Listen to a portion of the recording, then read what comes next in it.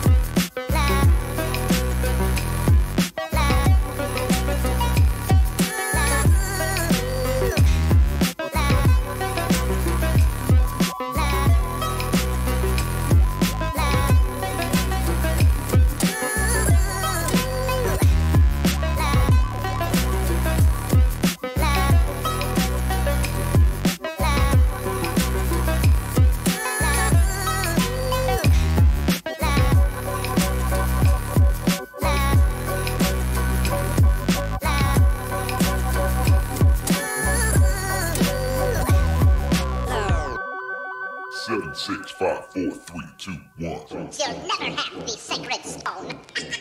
Oh, this you crazy mother.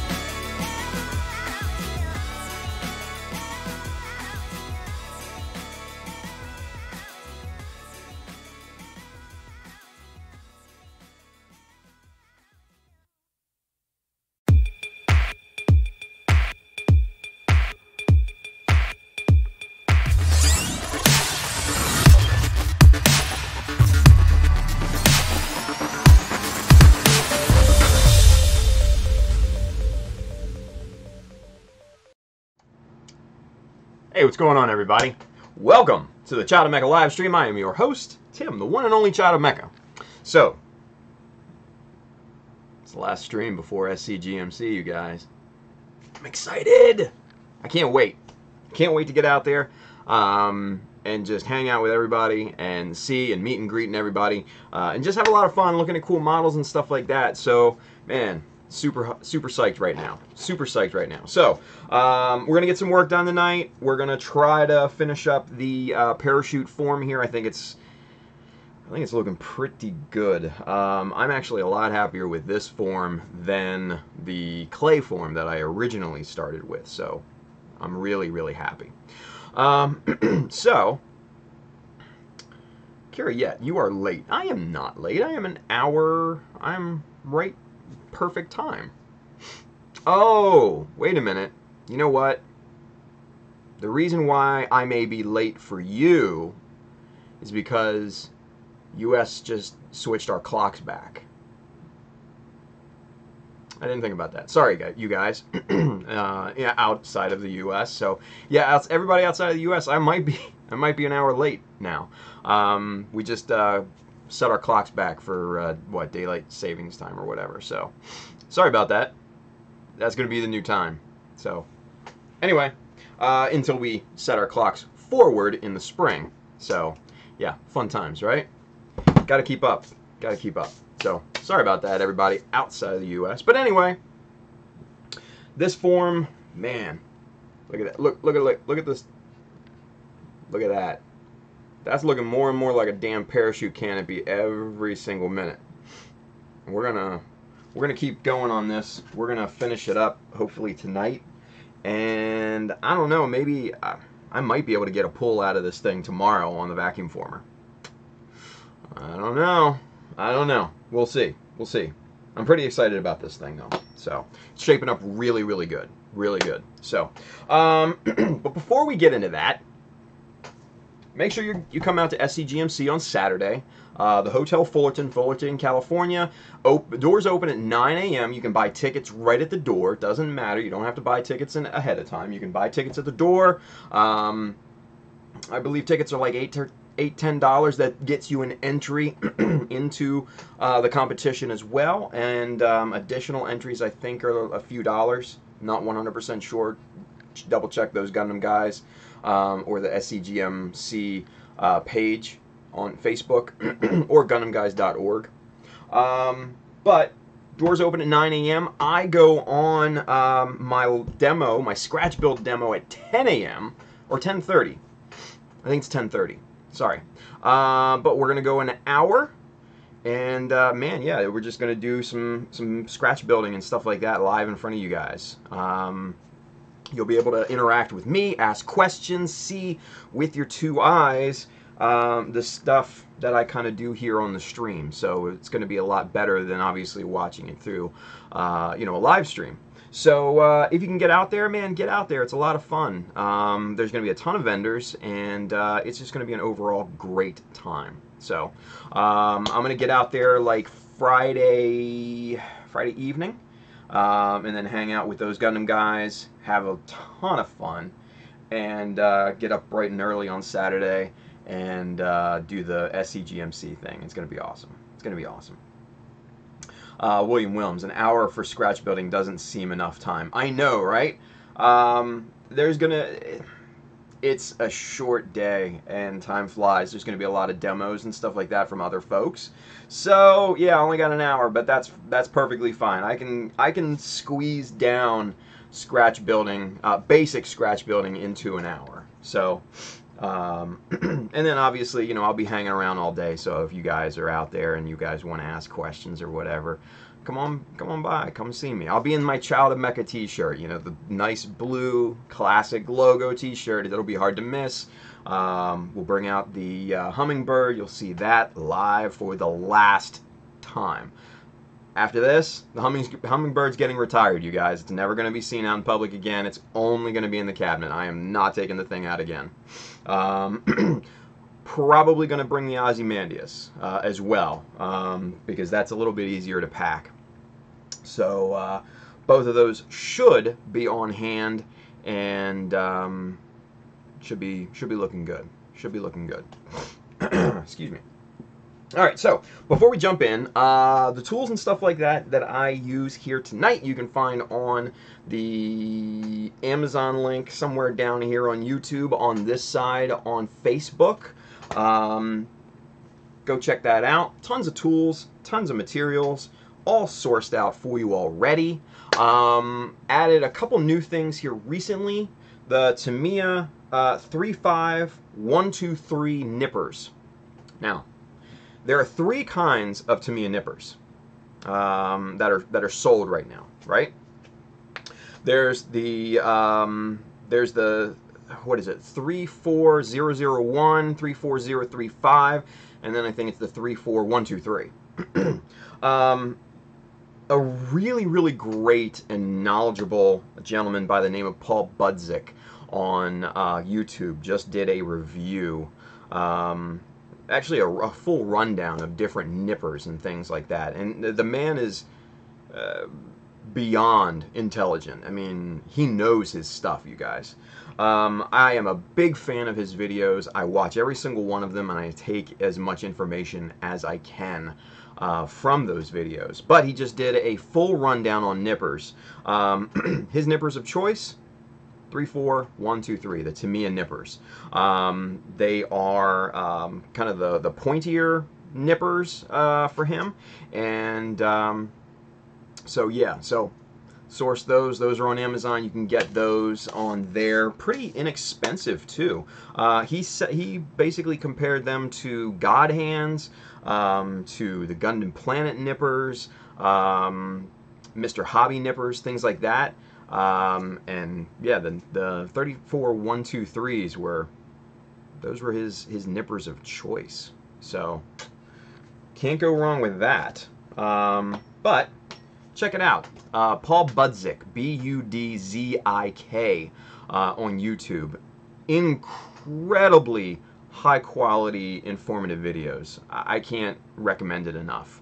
I'm blown away every time he puts up a video. So just a marvel of information in terms of scale modeling. So all right, so what else? Oh, I build giant robots. Boop boop. Yeah. You can get this on the Child of Mecha website, and hit up www.childofmecha.com. Hit the store button up at the top. You'll be transported to the store where you can find shirts, hats, and bags, all sorts of stuff. So go check that out. All right. So without any further ado, let's say hi to everybody in the chat. Let's see. Let's start with Facebook. Let's see. Oh, look at that. Adam Ryan, owner of USA Gundam Store, is with us. He said, "Sup, Tim? That was a good video on nippers. Yes, very informative. Thank you for watching, Adam. Congratulations, brother, on the new addition to the family, and congratulations on your own nippers coming out soon. Those should be very, very anticipated. Let's put it that way. So, thanks for watching, dude." All right, so let's see what's going on over here on the tubes.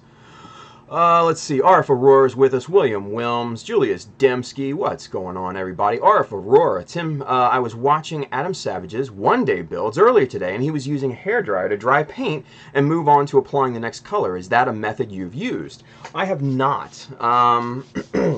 Mainly because Adam Savage is more from the effects industry. So model making in the effects industry is more about time rather than fine detail, right? If it can be passable, then it's usable. So that's the world that he's coming from, where I'm kind of the opposite, where I take my time and fascinate over every single little detail. Fine quality is our top priority at that point, where his is speed. And in that industry, speed is money, right? So no, I've never tried to dry the paint with a hairdryer before, and mainly because, Mr. Hobby dries and cures very quickly. You can spray a secondary color on that within 15 minutes of spraying your first color. I've done it plenty of times, especially on the Aussie and on the Blue Destiny and things like that, where I wanted to, you know, churn those parts out, you can do that. Even with Tamiya mixed with Mr. Hobby or Mr. Color Leveling Thinner, that even speeds up the curing process for that as well. Tamiya then probably cures in about an hour, where you would have to wait 24 hours if you were just mixing it with its own, you know, X20 thinner. So, no, I've never tried the hair dryer thing, but, you know, again, that's coming from a kind of a different world. So, but good question, good observation too. Let's see. Anthony's with us. Bailey, as always. Yeah, we just set our clocks back to have more time to harvest tobacco. Yeah, it's because we are absolutely in a modern society, right? It doesn't make sense, and I hate it. I absolutely hate it. Getting dark like at 5 o'clock. It's stupid, dumb, antiquated. Completely. Anyway, William Wilms, Jay Lynch, RF Aurora did last June at the Gundam Kitchen. Yes, the Hummingbird was there. Let's see. William Wilms, wasn't that class like 3-4 hours? Yes, it was. Felt like it went by really fast, though. It did. It really did. Bailey says they should say Slim Jaw right on the packaging. Yes, for the Tamiya 34123s. Yes. The channel. Paul is the best. Yes, he is. He's amazing. Let's see. William Wilms. I just picked up a pair of the Zukemura Pro Nippers from Volks. Heard they were good and want to try them out. Interesting. I like Volks. Volks is a good company. Bailey, doing good. How about to start airbrushing my SD Cross High Grade Death Scythe Hell Custom? Nice. Let's see. Eric Mason. Hey Tim, speaking of paint, what kind of tape that you use for masking? Great question. I always use Tamiya. Tamiya masking tape is probably the best on the market right now in terms of modelers scale masking tape or scale modeling masking tape. If you have properly allowed your paints to cure and you are meticulous about placing the tape and everything like that, you will get just 100% sharp, crisp lines. It's just great.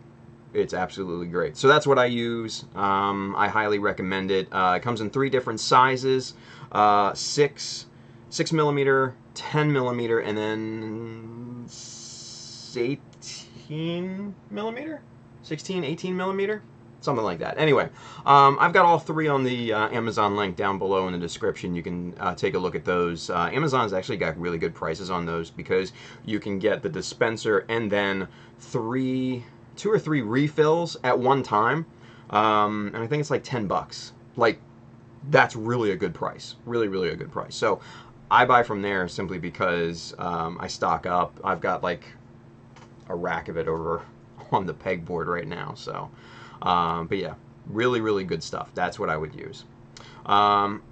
Bailey says, I'm betting Tamiya masking tape. It's really only thing most gumball builders use. Yeah. He says, I just got some Vallejo masking tape. It is comparable so far. I need to try it some more to see. Interesting. There's the Tamiya masking tape for curves now as well. Yes, thank you, RF Aurora. Andrew over there on YouTube. Yes, the Tamiya masking tape for curves, from what I understand, is more of a vinyl tape that actually does allow it to flex and bend and wrap around curves and everything. So yeah, there's a difference between the normal yellow masking tape and the four curves masking tape. I've never tried the four curves masking tape simply because I prefer to cut the Tamiya masking tape, the yellow stuff. That's just my preference. But everybody has their own preference, right? So, the channel, yes, the curved Tamiya vinyl is great. Sweet. That says it all right there, right?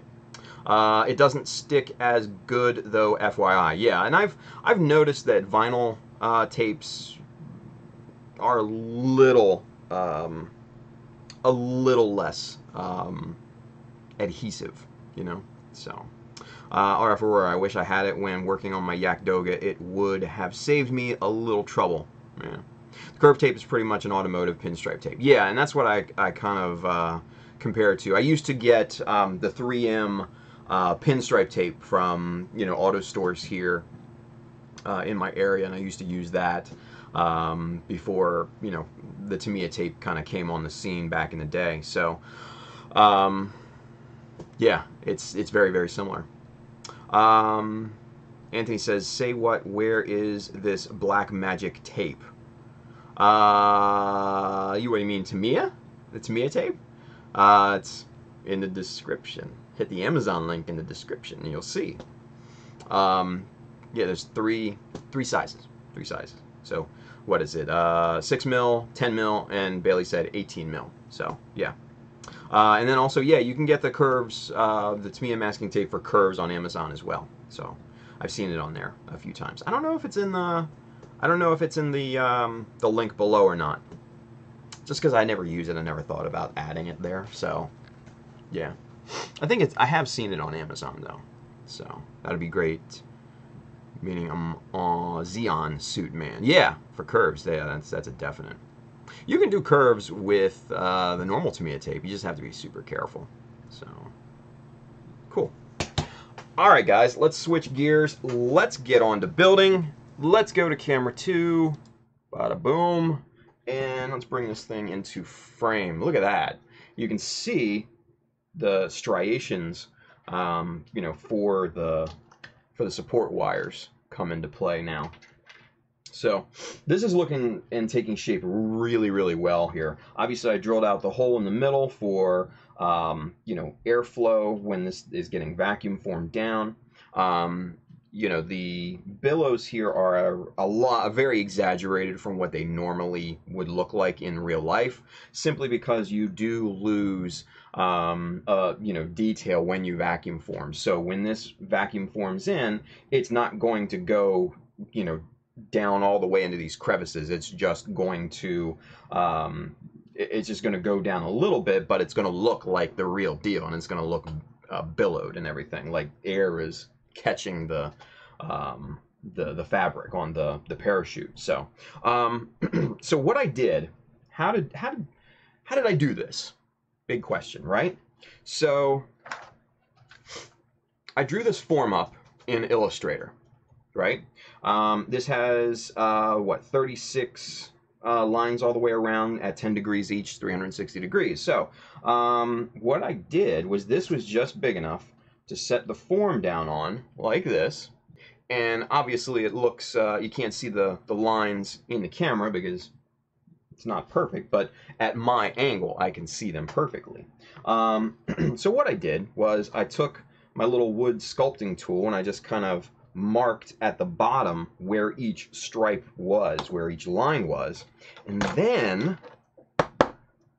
I took my big old wave T-square and put the lower fork down where that mark was, and then just kind of rolled it up onto the form. And then I just kind of did the same thing on the other side. And then I did the 4 cardinal points to get the middle point, and then just kind of eyeballed every single line and just rotated that around and just kind of made that indentation there. So that's how we got the lines kind of so concentric and even and everything, right? So yeah, I'm really happy with this so far. I think this is going to come out really well. I think this is coming out a lot better than the clay form that that I did before. So I'm very happy with it. So to get the striations deeper, I used the the sculpting tools, the wood sculpting tools again, and I just kind of marked down, deepened the lines a lot there, and then used kind of the sharp, kind of pointy, I don't even know what these things are called, and then just started deepening and widening those lines. And then this tool here has this nice kind of curvy, curvy, I don't know, curvy tip to it, I don't know, end, whatever. And then I just kind of went down and just widened those lines really nicely, and, got those nice and open. And then to the next step, and I haven't finished this yet, I've basically only done one side of each billow. I took the good old 150 sandpaper and just kind of knocked the corners off of that, so you would get a rounded effect on these, right? So that's kind of where we stand right now. I have to go back around and do the other corner and knock that corner off to get it, more round. But man, this thing is coming together really well, you guys. Coming together really, really well. Bailey says, that's amazing, Tim. Thank you, B. Appreciate that, brother. RF Aurora, it looks like a cake. Yeah, kind of. You wouldn't want to eat it, I'll tell you that. Bailey, nothing but Bunt Cakes. It's a chain of bakeries here in the U.S. Interesting. They don't have them up here. RF Aurora, I don't remember seeing them here in Illinois, but where I live, we rarely get the good bakeries. Yeah, I know, right? Oh, nothing but Bunt Cakes is good. My wife loves them. That's from William Wilms. Interesting. I gotta check this place out, man. I gotta find where there's one around me. The billows look a little directional right now, like a turbine going counterclockwise. Are you going to round the sides more? Yes. Yep. So, like I said, there's only one side that's rounded right now. I have to go back and do the other side. That's why it kind of looks like a turbine going this way, right? Because the right side of each billow is still squared off at this point. So, yep, that's what we're gonna do next. And it's super easy. 150 grit, man, it just takes the edge off this so nice. So we're gonna do that here real quick, and we'll just kind of show you what it do. So this side is a little bit more tricky because I'm doing it from the bottom, because I'm a right-hander and it's a little weird at this angle.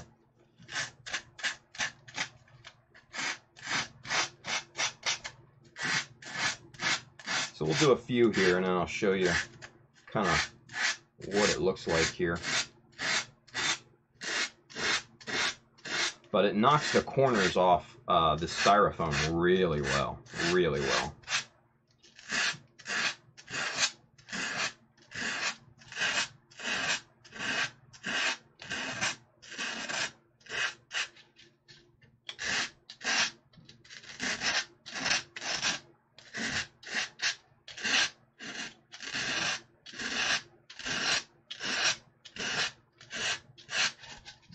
We'll do a few more here, and then we'll check our progress, see what it looks like.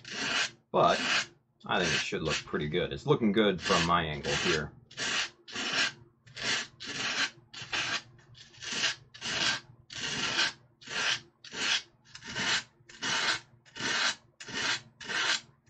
Okay, so we've done kind of right along there. Let's get zoomed in so you guys can see that with a little bit more detail. So,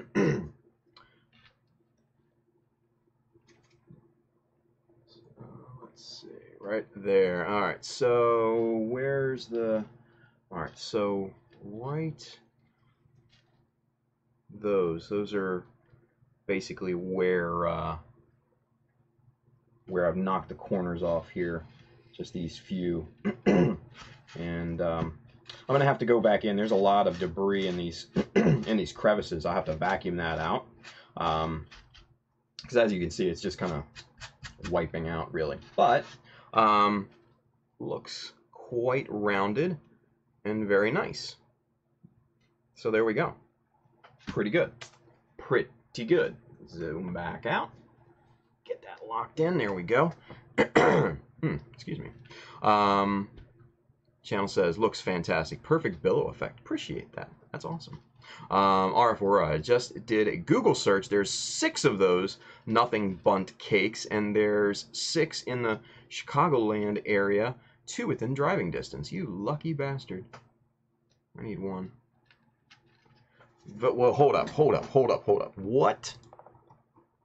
Bailey says the vanilla cake is addictive. That sounds addictive. It sounds evil. Like, evil. Man. Angel De La Cruz. I'll take you to a bunt cake on Friday. All right. Get one for the after hours festivities. There's nothing like drinks and bunt cake, right?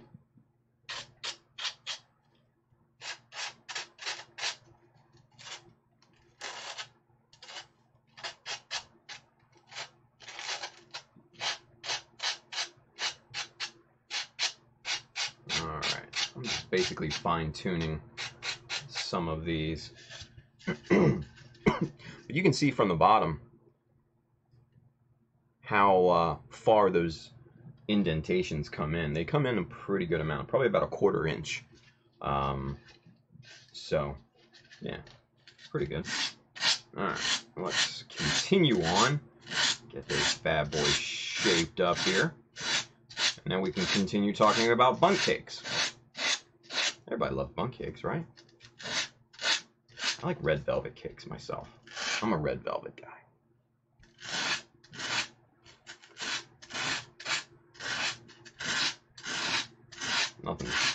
Nothing beats a good red velvet cupcake. I'm gonna tell you that right now, you guys.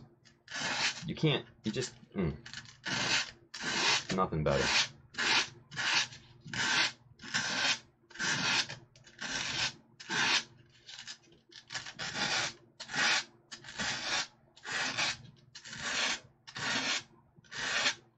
Like red velvet cake and like banana bread.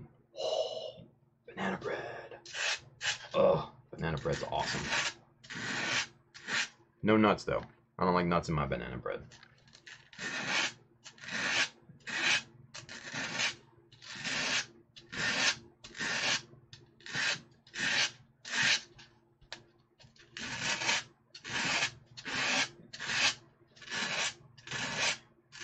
You put a lot of vanilla into a banana bread, and you sprinkle, you basically dollop some hot caramel on that thing.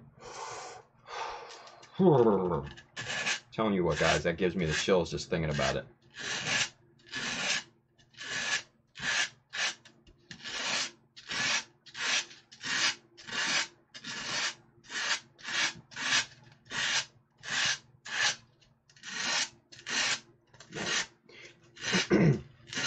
One thing about forming styrofoam like this is it makes a friggin' mess, you guys. Closest nothing bunt cake to you is in Gaithersburg. Ugh. No. I'm not going to Gaithersburg, man. That's a long asshole.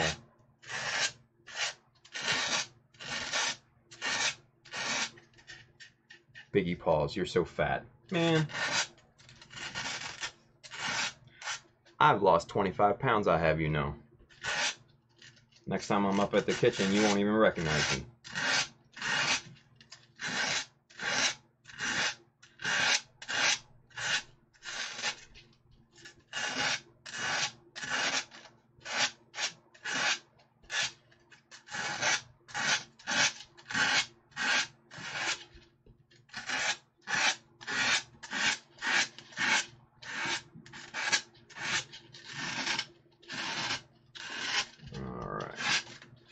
Looking pretty good. All right, so God, what a mess. What an absolute mess. Anyway, William Williams, just chocolate is all that is needed on banana bread. I don't know, man. I like caramel. Michael Gilchrist, hello from the kitchen. Hello, Michael. Thanks for watching, buddy. Biggie Paul's, because it's going to be like 10 years from now. No, man. Actually, Irad messaged me yesterday, and he asked, before I turned the vacuum on, when should we do a next class? I told him probably in December at the earliest, because obviously November is going to be insane.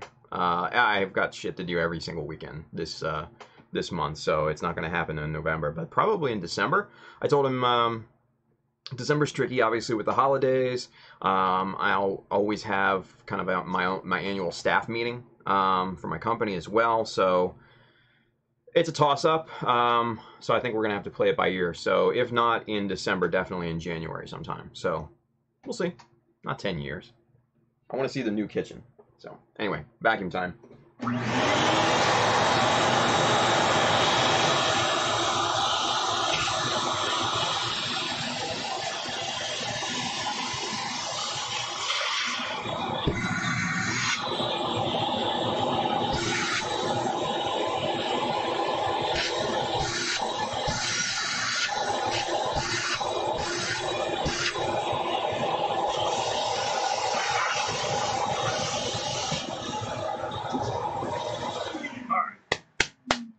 So, one thing I've noticed is that I'm going to have to be a bit more meticulous in getting the debris out of these striations. So, got a old paintbrush here, and I think maybe a bigger one might be in order. So let's get the dollar store special pack of brushes here. And let's get a winner. Here we go. Here's a winner. That works.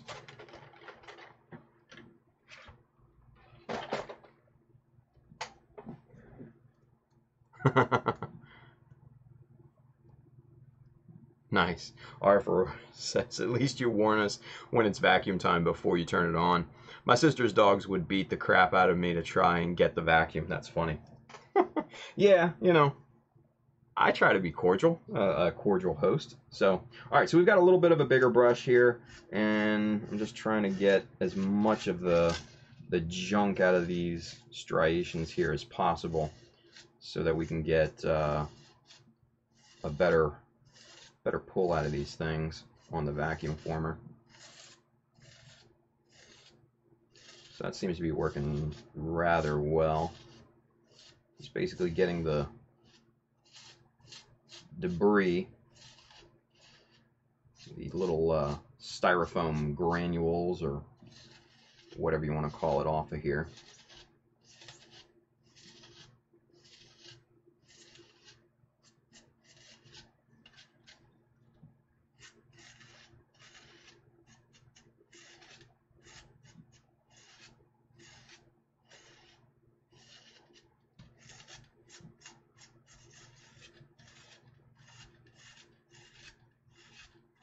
And actually, I was hoping to get the vacuum former out for tonight's stream, but I just obviously didn't have time to finish the form before we got on live here. But what we can do is I will experiment with this thing first, make sure that it works properly.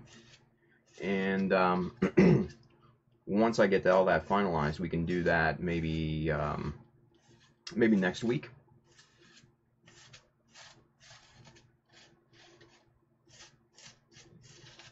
So, quick reminder, guys, there's actually only going to be one stream next week, just one.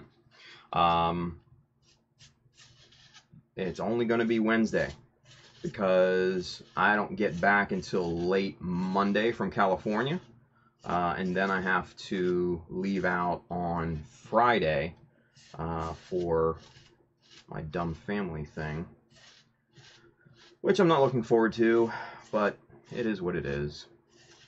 Family's important, right? Even extended family that you haven't seen for decades.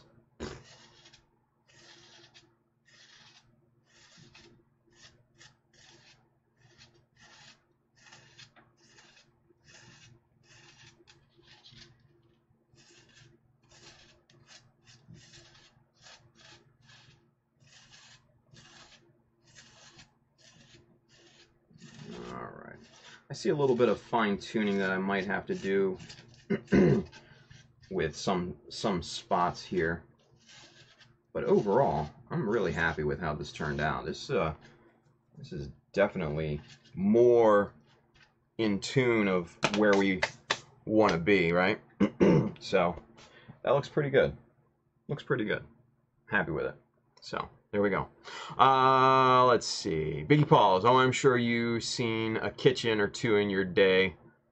Just kidding. Congratulations on 25 pounds. Thank you, brother. Appreciate it. So, R4, at least you warn us. Oh, yeah. Already read that one. Bailey. So Tim does own a paintbrush, but look what it's used for. Yeah, right. Actually, I own a lot of paintbrushes. These are the 99-cent special at Michael's. So I use them for dumb shit. So like stuff like this, clearing away dust and debris and panel lines. These are wonderful for those. Mixing up,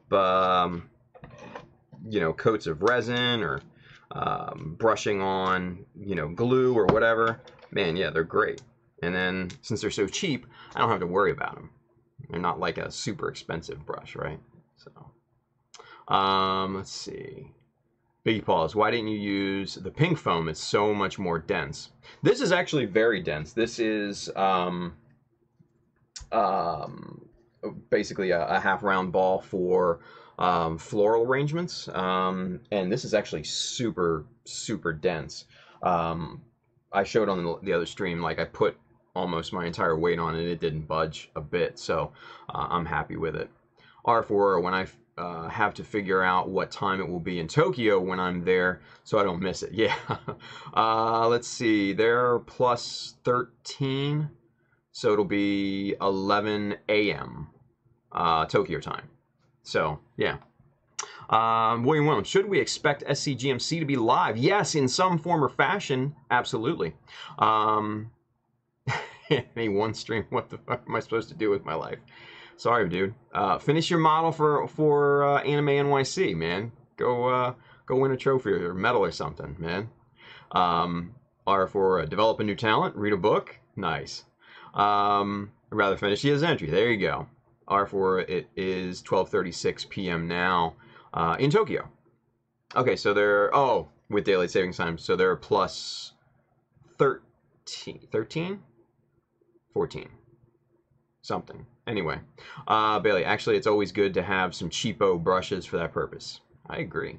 And the Michael's 99-cent ones, man, you can't beat that. I bought all those for like, God, that whole thing for like $4 or $5. So, yeah, it's great. So lunch and a show. Cool. Yeah, there you go, RF. Julie Stemsky, have you mentioned what material you will be using to make the shoots? Yes, styrene. Styrene will be the material that these shoots are made out of because, like I said, we're going to be vacuum forming these, so we're going to be using styrene. Now, the big question is, and this is basically going to be trial and error. What thickness of styrene is going to be needed? I'm going to try 0.5 millimeter and see what I get from that, what kind of yield I get. Because even though 0.5 millimeter is somewhat flimsy in large sections with the striations in the forming, that will greatly increase the strength of the form. But it's still 0.5 millimeter, right? Now, I have this big old sheet here from McMaster Car, and I've actually ordered 4 more of these. So basically this one will be my test subject. This is actually like 3/4 of 1 millimeter, so it's basically 1/4 millimeter thicker than 0.5 mil. So I think this will work very, very well if need be, but if I need anything thicker, I got plenty of 1 millimeter in there back here on the shelf. The Tamiya plow plate 1 millimeter. So I'm covered basically anyway. I've got that big roll of 0.5 millimeter that I'll never get rid of. So we're going to use that first, see how that goes, and then progress from there in terms of thickness if I'm not happy with the initial pull. So good question. Astria Kai. Tim. Astria Kai. What's going on? All right. So I think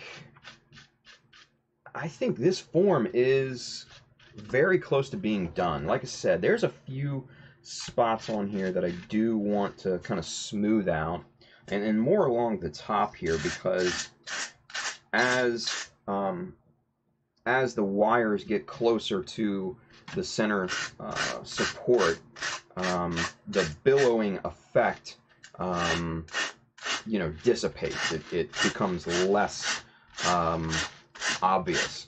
So there does need to be kind of a gradation from the flatness to the billows.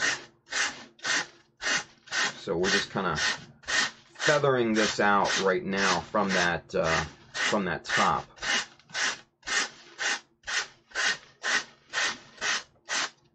And that should hopefully flatten it out a little bit more. And we need to come back right around in here because this is a high point right here.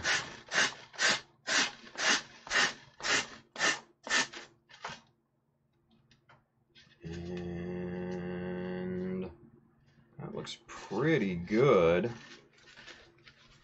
Looks like we've got a little corner action going on here. So we'll kind of go at a diagonal and get that curve back in there.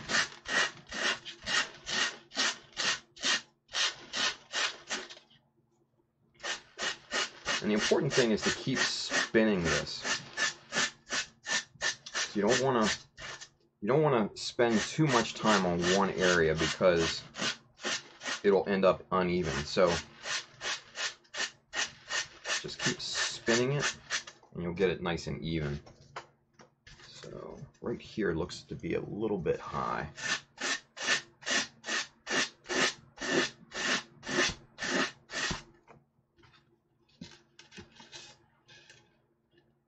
Okay, so there we go. That looks like a finalized parachute form.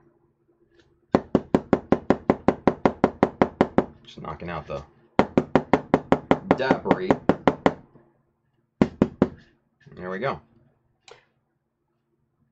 Look at that. We got a parachute plug ready to go. Sweet. I love it. I love it. So happy I found that tutorial online. Like I said, I found this on this tutorial on Fine Skill Modeler. So on their forums of all places. And this thing was like from 2013. So it was even like kind of old. So happy I did a little bit more research and actually found a tutorial on it. So good stuff. Good stuff. All right, so we're gonna switch gears and we're gonna head back over to the base. But first, gotta clean up the crap from my area here. Just all the styrofoam dust and crud and everything. I hate this. So we're gonna get vacuumed up here in just a second. We're gonna put the sculpting tools off to the side over here as I knock into the screen. All right, so vacuum time.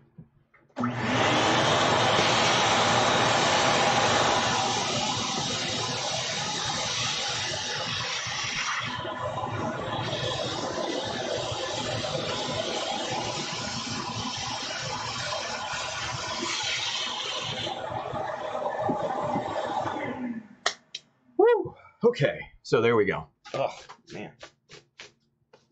Dusty, nasty crud. And it gets everywhere too. It's terrible, terrible stuff. Anyway, Anthony, will you be selling blank chutes? I didn't have it in mind, but I don't see why I couldn't. I don't know. I mean, if there's demand, maybe. I don't know. It depends on how well they come out, I guess, right? He says, because if so, every kid is getting a shoot. Nice. I appreciate that. Julius Demsky, I'll give a third. Need some shoots. Nice. Well, I'll keep it in mind, you guys. You know, if the shoots come out well, and if you guys kind of like what they look like, then maybe we can make those available. I don't know. I'm not going to guarantee anything though. R for just my 8th MS team. Yeah, they need it. They need it. Astray Kai, I have the opening in my head. Song? Okay. Billy, you get a shoot blank. You get a shoot blank. Everyone gets a shoot blank. Love the Oprah reference. That's good. That's good. Julius Demsky, well, heat up the toaster oven and start the vacuum. Let's make one now. I wanted to make one now, but the vacuum former is kind of put away, and it's got crap all over it and everything like that. So not tonight, unfortunately, but like I said, when I get back from SCGMC, maybe Wednesday, maybe we can hook it up, and we'll turn the camera around and get some vacuum forming action going for you guys. So I want to make sure that it works first. You know, I don't want to look like an idiot on the camera, even though I do. Anyway, Anthony says, shit, I'd buy a few. Nice. Bailey, in a related topic, remember when Pontiac was a successful car company? Yes. Well, I remember when they were a car company. Let's put it that way. William Wilm, save the shoots for a contest. People need to earn their shoots in life. Wow, nice. RF Aurora, speaking of items for sale, Tim, would you be willing to sell those spare resin boosters that you had left over from the Hummingbird? As I try to itch my nose with my back of my wrist, because styrofoam crud went up there. Yeah, dude, absolutely. I still have the master and I still have the mold. I can make more. It's not a big deal. So, you know, let me know after the, you know, message me and stuff, and I'll hook you up. Not a problem. Not a problem. I'll even send you some of the little boosters to go along with it. How about that? One, like, whoop, there we go. One of these little, a couple of, you know, all these little guys that go in the boosters. So it could be a set. So yeah. So Andrew, message me after the fact, man. And like I said, we'll hook something up. Cool. Cool, cool. All right. Definitely got a lot of progress done on the base since Monday. And let me put it together here because it's in 2 pieces. So let me show you what we did. So basically, started to detail this thing. God, I hate the styrofoam. It's terrible stuff. Terrible stuff. All right, let's get the screws in this thing, and then I'll kind of give you the rundown of what this base is looking like here. Up on its side. Get this puppy together.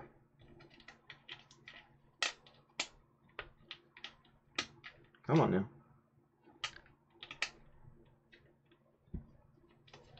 There we go. Wasn't threading.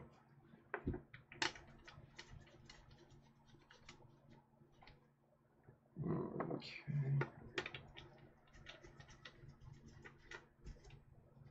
All right. So, like I said, last night we did those Gundam guys live stream, the stream build and everything. And man, we had a lot of fun. So if you did not happen to catch it live last night, I highly recommend going back and watching it. We had a lot of fun. We just, you know, are stupid on there and kind of shoot the shit and just be, you know, dumb modelers, basically. And we talk crap about everybody else and ourselves, basically. So few people were on there, you know, old school folks. We were talking old school happenings and stuff, and it was a good time overall. It was a really good time. All right, so you guys, boom. So let's start with the back here. And we're going to get zoomed in so you guys can see this in a little bit more detail, right? So, woo, there we go. So this section here is where the back support arm is basically screwed into place. This is the, you know, kind of holster for it, if you will. So on the sides here, I added some, you know, little details, nothing crazy. And so these blue thingies here with the white on it, these were actually just vents from an old double Zeta master grade that I put a sheet of styrene on and added just a, you know, just a simple little scribed in detail there. It's a 1 millimeter notch, that's it, right? These vents here, and these are mirrored on both sides, these vents, focus, damn it. There we go. These vents here also from the double Zeta master grade, the 1.0, not the Verka. Great kit for Greeblies, by the way. That's also from that kit, and then just accented with just a simple styrene strip here, and then this is sitting on a styrene plate, beveled and shaped and all that good stuff here too, and obviously mirrored on both sides. Very, very simple, and I wanted to keep this base pretty simple, not like the Hummingbird base. The Hummingbird base was very technical. I wanted to keep this one simple because once we get the image on the field, the main field of the base, that's going to basically be the focal point aside from the model, right? So I didn't want to greeble this up with unneeded detail that just didn't make any sense. So that's the direction that we're going with it. So let's switch now to the front, and let's zoom out just a tad bit so you guys can see. So what I did here, this is the section that was built up in front to simulate, you know, basically hide the separation here, right? So built this up. This is basically, I guess 4.5 millimeters built up on this, and added a simple frame around it. And then what's going to happen is my wife, who works as a graphic designer as well, has access to some nice metallic kind of brushed steel, brushed aluminum look vinyl that she can print on, and then it will stick in here, and it'll look like a metal plate with the name of the piece. I don't even know what I'm going to call it yet, but that's going to go in there. And then when we zoom way out here, you can see these kind of metal looking circles here. These are what is going to hold down the plexiglass that's going to go on top of the image that I'm going to have printed. So it's going to be an image, and then the plexiglass is going to go on top of that. These are going to screw down and hold that plexiglass on so it just doesn't flop around and fall out or be uneven or anything. So I think that's going to be a good look. Now, these metal pieces here are just, they're just drawer pulls from IKEA. Look at that. They're just drawer pulls. Just simple brushed metal drawer pulls. That's it. You just put them on your drawer, and that's it. So, got 4 of them here. They come in packs of 2. I think they're like $5-6 at IKEA. So they're great little kind of accent pieces. So I'm really happy with the way these looked. When I saw these in IKEA, and I've had these for a while, I knew I wanted to use them on a base in the future. So thankfully, I found a use for them. So, and they just screw in from the bottom, right here, actually. You can see the screw in there. And yeah, so really simple. The very classic looking. I dig it. So we're going to continue to work on this and detail this up a little bit more. I want to add a few things, clean a few things up, and then we're going to hopefully have enough time to start on the main support arm, because I'd like to move into that hopefully tonight. But there are a few things that we need to clean up on the main base here first. So without any further ado, I need to get these things taken off here so they don't get sheared off or damaged or what have you in any way. So let's get these off of here first. And this thing has more screws and fasteners in it than anything I've ever seen. Alright. Here's that.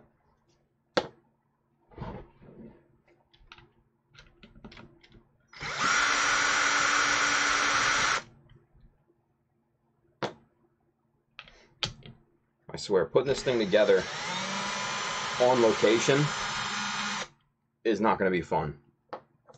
It's going to take me like a half hour to put this damn thing together. But if you guys have ever been, if you guys have ever seen the Hummingbird in person, that usually takes me about a half hour to put together, base and all. So, yeah. And when you go, you gotta go hard, right? Alright, there's 3. 4th one's on the ground, so. Let's get that. There we go. Alright. So we got those taken apart now. And we're just gonna put these off to the side. Just in a little container here. And you can tell I love IKEA, because this little container that I use for everything, these are IKEA specials. You can get a whole big selection of these in different sizes and everything for like $5-6 at IKEA, if you're lucky enough to have an IKEA around you. Go in there and just spend hours in there, because you can find stuff for modeling that you would never even believe it would be available at IKEA. So good place to get ideas and stuff like that. So all right, so what do we need to do first is we need to clean up these holes here where those drawer pulls are, because when I drilled it, haven't cleaned that up yet. So we're just basically taking the fringe off of this, the flashing, if you will, from the drilling process. And we're just using the chisel blade here. And it doesn't have to be super clean, because this field, this main section here on the base isn't going to be seen, because you're going to have you know, the image and plexiglass and everything over top of it, so it's going to be covered up completely. But to get a nice even surface, you want to take that stuff down, clean it up, all that good stuff. So easy peasy. So there's that. All right. Let's see.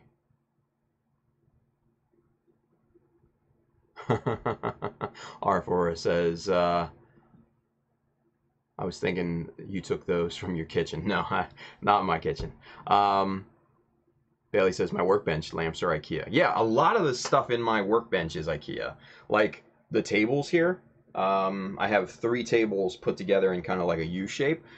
These are $20 IKEA specials here, and these are great because you buy the tabletop, which is like $10, and then you buy the 4 legs, and those are like $10.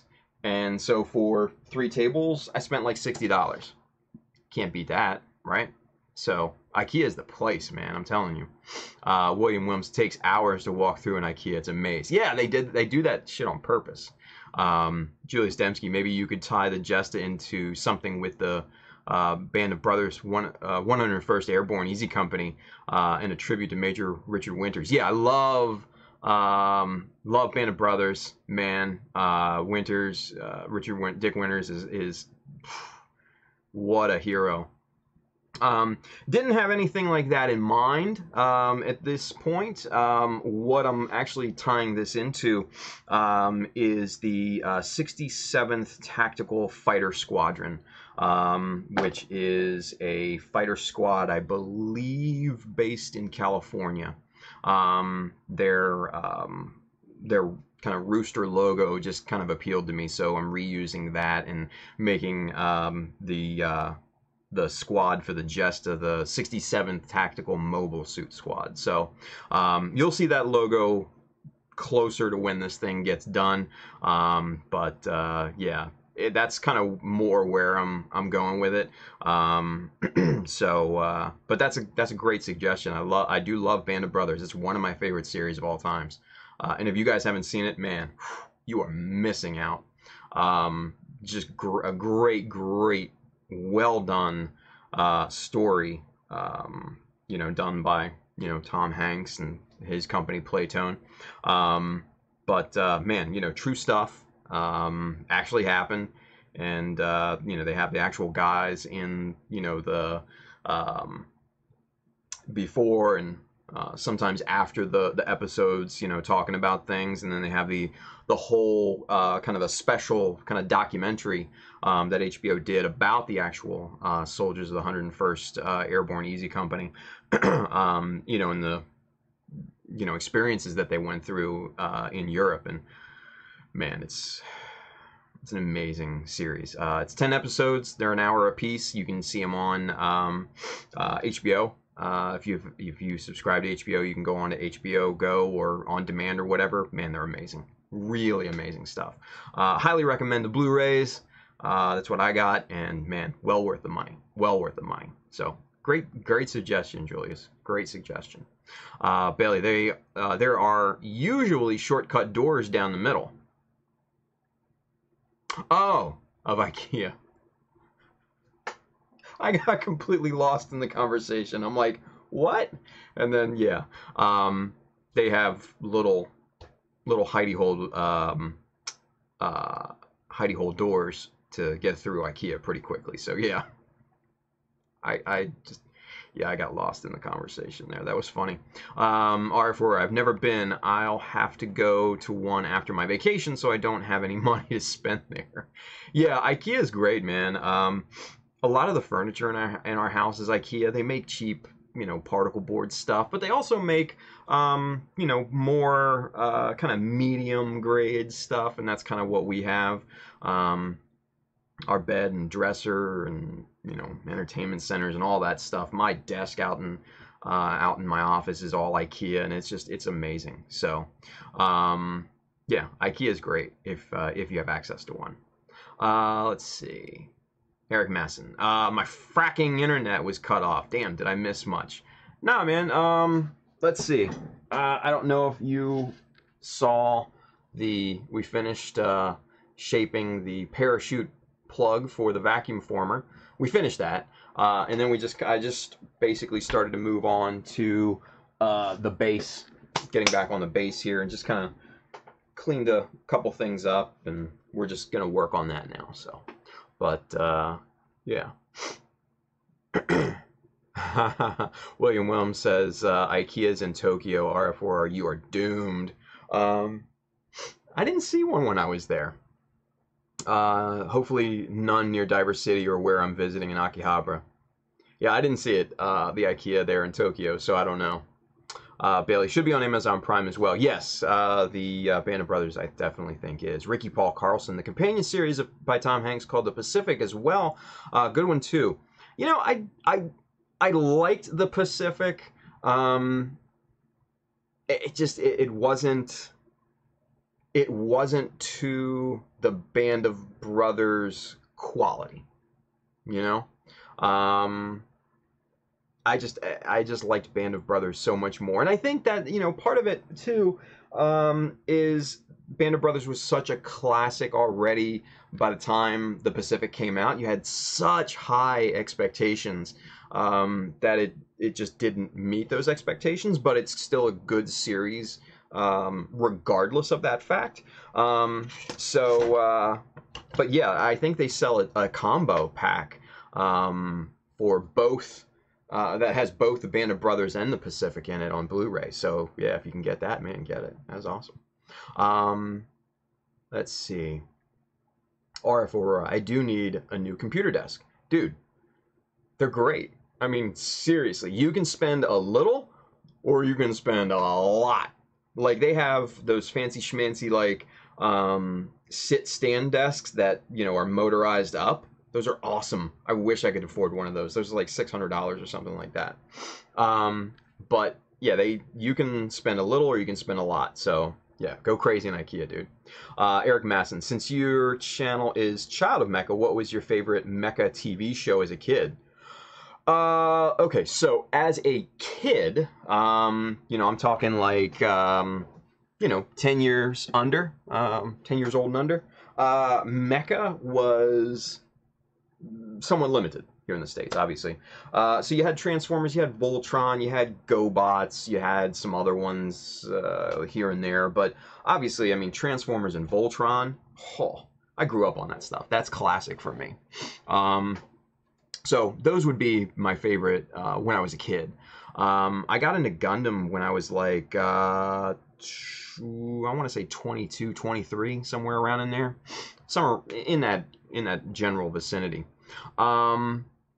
So when I got into that, obviously Gundam Wing, like a ton of people, was my first kind of introduction to the Gundam universe, right? So that was my default, you know, go-to series for a very long time. But then I started watching the UC series, and I just fell in love with those. You know, the continuation and the grit in all of those. Just in my tastes, it was awesome. So right now, man, I love Thunderbolt. Thunderbolt's the best, man. I just love how just gritty and grimy and just it pulls no punches. Let's put it that way. There's no weenie whiny antagonist or protagonist or anything like that either. You know, there's nobody with magical superpowers or anything for the most part.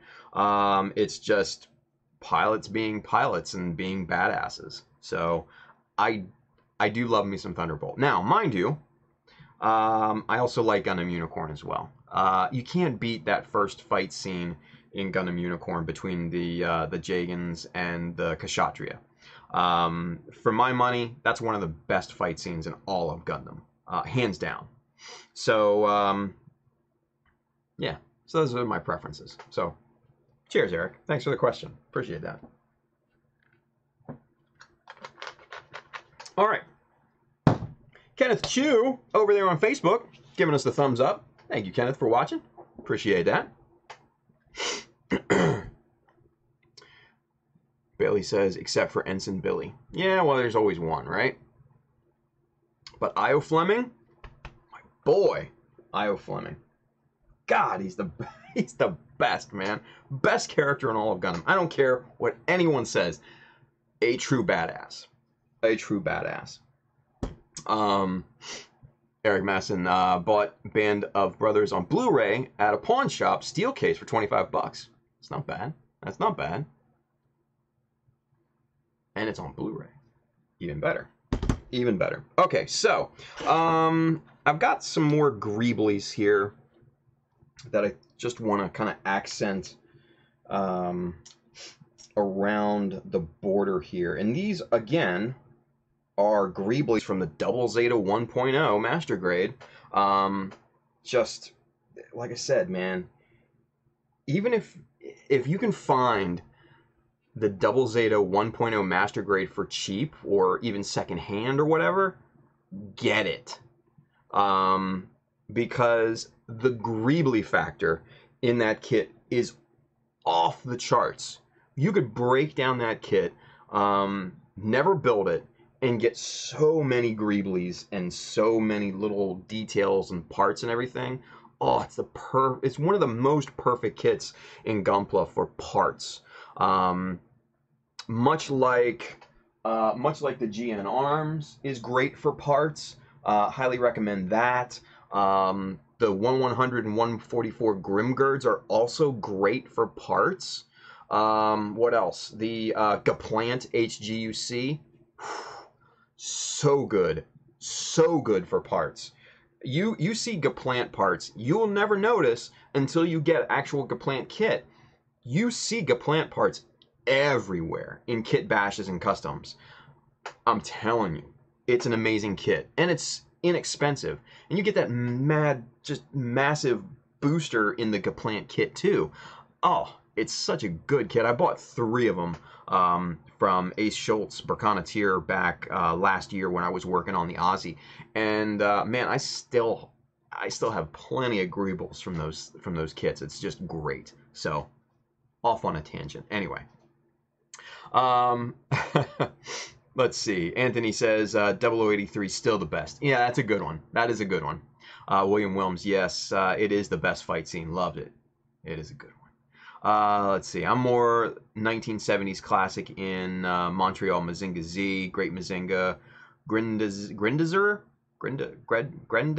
I don't know how do you pronounce that, but we'll say Grindizer. I know Mazinga. So Grizinda? I don't know. Anyway. But yeah. I actually watched here in the States. They actually did show Mazinga Z like on Sunday mornings at like 6 a.m. like just stupid early, right?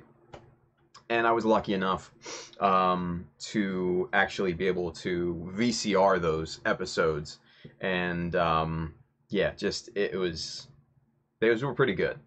I still remember the way that the Mazinga ran. He ran like this, right? Oh, so funny. Like, and I was a kid. I was like 8, 9, 10 years old, and some of my other friends would watch it too, and we would be stupid. You know, we were just acting dumb, and we would just run around like this, being dumb. Oh, it was such good memories. Such good memories. Let's see. Anthony says the original 144 full armor has so many gribbles too. Interesting. I'll have to check that out. Kensuke Caldwell, Jesta all done tonight? Not quite. It's like I said earlier, it's not going to be done in time for SCGMC. It's just not. But he's done. The model itself is done. We're working on the base, and we're working on the parachutes a little bit tonight. So this is the base. We're just kind of tying that together, and then let me see. We earlier this evening we finished the parachute plug. This is styrofoam. I kind of went in a different direction, and so yeah, we finished forming this. Now I just have to vacuum form it. So yeah, came out really, really well. Nice shape. All the striations are nice and even. Yeah. So that's what we're doing tonight, Ken. So hopefully you're enjoying Hawaii. Bastard. So jealous. So jealous of Ken. Anthony says, even has parts that fit perfect with 1/100 scale. Oh yeah. 144s fit, it, depends on the part and where you place it and everything. You can mix and match scales the whole way around. Like I said, the Gaplant is a 144, but I used a ton of parts from that on the Aussie, which is 1/100. Same thing with the Grimgird. I used 144 parts from 144 Grimgird parts on the Aussie, which is again 1/100 scale, but I also used obviously 1/100 scale Grimgird parts too, for the shoulders and parts like that. So yeah, you can mix and match scales and parts and stuff like that, like crazy. So and I highly recommend it because what you'll find is 144 scale parts on a 1/100 scale model helps actually get you closer to that illusion of scale, because the smaller parts actually look more detailed simply because they are smaller. So it's a bit hard to explain, but the illusion is enhanced with 144 scale parts on a 1/100 scale model. So keep it in mind. Anyway, all right. So Greeblies. So these are, like I said, these are just little kind of weird Greeblies from the Master Grade Double Zeta 1.0 kit. And I've got some others here too that I might pull out and I might use, but I do, like I said, I want to keep this base simple. I want to keep it just straightforward and just very classic and nice. So I think what we're going to do is I think we're only going to use these just to accent the frame piece, and then I think we're done in terms of the Greeblies. I think I'm calling it quits on the Greeblies for the base. For the arm and everything, that may be a different story, but for the Greeblies on the base, I think we'll be in good shape, like I said. So first thing we need to do is even up the backs on these and get those flat and flush so they fit really nicely on the base here. So just got my sanding plate here. This is just MDF with a piece of sandpaper just taped down, just with simple masking tape. It's a simple design, but the MDF is so flat and stable. It's a nice sanding base to just kind of flatten pieces out with. And we're not going super aggressive. We're just flattening the pieces up so they fit nice and flush, and that looks really good. I'm gonna do the same thing with this part.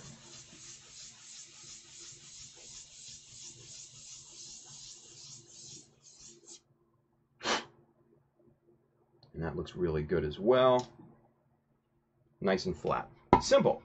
So guys, if you need a sanding block or pad or whatever like this, get yourself a little piece of scrap MDF. This is just basically like an 8x8 square, and this is, I think this is 600 grit sandpaper. So it's not super aggressive, but it's aggressive enough to flatten things out, right? Simple masking tape, and that's it. That's all you got. And then you can take that masking tape off of there, replace the sandpaper, tape it back down. Simple, right? So keep it in mind, guys. All right, I think we're done with the gloves for the evening.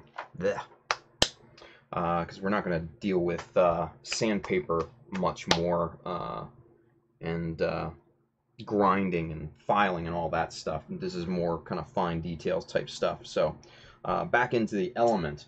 So what we're going to use tonight, my favorite, Plastic Magic. This is great, man. Obviously I use Tamiya Extra Thin as well, but if I had to choose between the two, this would get thrown in the trash. This would be hands down my favorite. This is low odor, super thin cement for invisible joints, bonds ABS, styrene, and plastics other glues cannot. And this is by Deluxe Materials. This is what, $8.59 retail. I cannot find it. Well, actually I can find it, but not for a great price on Amazon, unfortunately. So you're gonna have to find another route for that, right? So it is what it is. Ken, California soon, huh? HMU, if you want any food recommendations, grew up nearby. Oh, hit me up. Oh, okay, cool. Yeah. I've been out there several times actually. So out in the Fullerton, Anaheim area. Yeah. So SCGMC is, man, one of my favorites. My favorite spot is the 50/50 burger place. Oh my God! If you're looking for a good burger, 50/50 burger out there is just amazing. You can get a customized burger, and it's so good, you guys. So good. All right, so we're gonna get our Plastic Magic on here, and this just goes on just like Tamiya.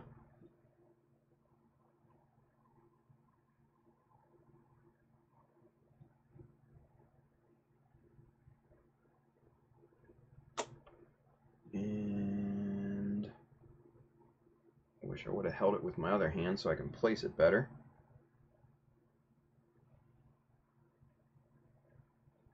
I'm just going to pop it right about there. Move this over, square this up a bit.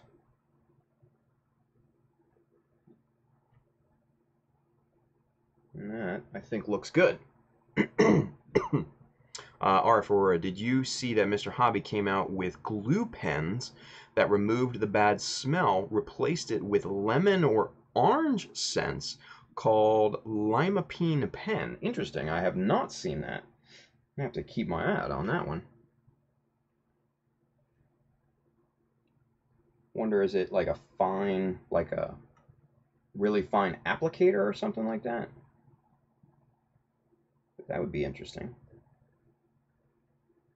I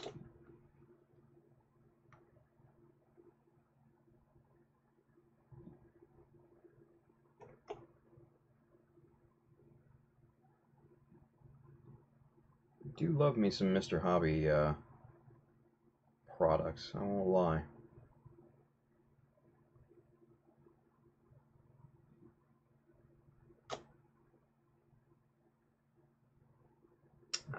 Damn it. Got a little drop on the front side here, so we're just going to wipe that off. That'll sand down a little bit later. Even though this is a good greebly, it's a little bit hard to hold and place simply because of the geometry of this piece. I can't use tweezers on it because the tweezers will just slip. The piece will just slip right out of the tweezers, so I have to actually use my hand to hold this thing, and it just, obviously, it makes a mess because you get glue on your fingers, and then the glue goes on the piece, and it just, yeah, it just kind of makes a mess. But thankfully, this glue dries pretty quickly, much quicker than Tamiya Extra Thin, which is a really nice characteristic of this glue.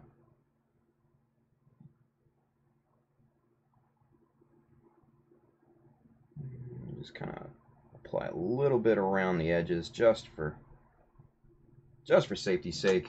And then there we have our greebles glued on and placed. And looks like they're fairly symmetrical. Yeah, looks good. Looks good. All right. Let's see here. Anthony says, "Boo! I like getting high on fumes." Nice. Julius Demsky, sorry, time to sleep. See you Saturday. Thanks, man. Hey, travel safe, Julius. Look forward to meeting you on Saturday, brother. Thanks for watching again, man. R for Raffle Mal. More micro, yeah. Tamiya also have lemonine versions of their glues. Why didn't anybody tell me about this? I need to know about this, you guys. Hey, more micro. Thanks for watching too, by the way. Welcome, Anthony. Lemonine is for P stars. Nice. That's funny. That's funny. No, man, I really would have liked to know about this. I had no clue. Because back before, let me see if this stuff still smells like the way that it did earlier.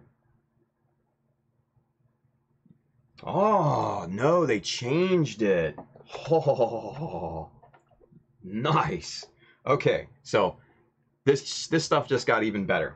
Okay, so my first bottle of Plastic Magic, which obviously is 3/4 the way used, and I was using it sparingly because I didn't want to run out of it, right? But my first bottle of this, I guess, was their original formulation. And I want to tell you what, it stinks like luncheon meat. Like bad, like nasty bologna, pastrami type shit. And I'm not a big fan of that stuff. So if you are, then it might be a plus. But the new bottles that I just got, which I believe are the new formulation, they don't smell hardly at all. It's awesome. Like, seriously, this is the best stuff. There you go. Good times. Good times. Mr. Hobby has a limonene cement as well. You know, I didn't... Hold on. So, time out. So, when I first saw the... Because I've seen the limonene, whatever you say it, glues before, and I thought those were like a special glue for certain materials, right? Like, I don't know, for resin or whatever, right? I had no clue they had a scent to them, like a lemony scent or citrus scent or anything. I had zero clue about that. So, am I to understand this right, that they're just basically just Tamiya glue with a scent to it? Am I correct? Because if it is, that's awesome. It's pretty cool. They used to sell it in the US, but had to stop because kids were drinking it. Oh, for fuck's sakes. Anthony says, of course kids did, shaking my head. More micro. He-Man taught me to not drink something with skull signs on the bottle. Thank you. I know, me too, right? Us 80s kids, man. We learned a lot. G.I. Joe. Knowing is half the battle. Hell yeah. Alright, so. So these are glued up. Need to clean up some things here on the front. So, G.I. Joe taught me, and knowing is half the battle. Yes, sir, Anthony. Yes, sir. That's what I'm talking about. G.I. Joe, real American hero. G.I. Joe is there. Damn, that was my shit back in the day. I love G.I. Joe, man.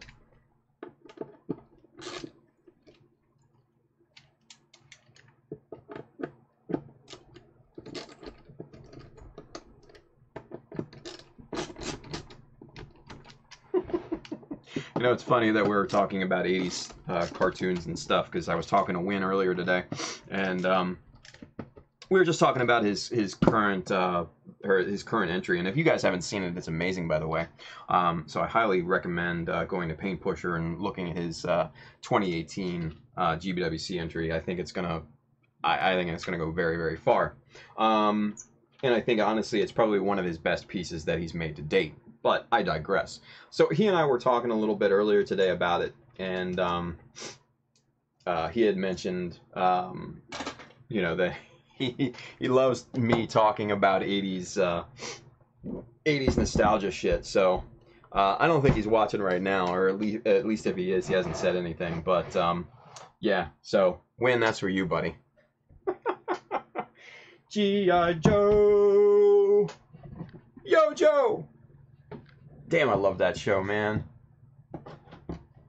And I'll be honest with you, if you guys are fans of G.I. Joe, like old school 80s fans, like I am, the mini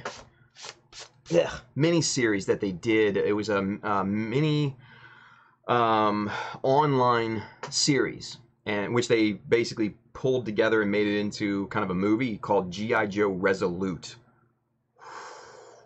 Oh my God, was that awesome. So imagine, if you will, original old school 80s G.I. Joe characters, but more hardcore. People actually die, you see blood, and it was just an amazing story. Like, it was awesome. So G.I. Joe Resolute, if you have not seen it, I recommend it a million times over. It's awesome. G.I. Joe Resolute. Go check it out. If you have to bootleg it, you gotta bootleg it. I don't care what you do to see it, you gotta see it. I'm just saying. I'm not condoning piracy. I'm just saying you gotta do what you gotta do sometimes to see shit that you want to see. But if you want to be a pirate, that's on you. Because I'm a pirate. Arr! All right, let's switch back to one camera because you're not going to see anything on this view. So, got the base here in my lap, and we're just kind of, you know what, I'm going to use the file on this one, just make short work of it. I'm just trying to even down surfaces of two pieces here.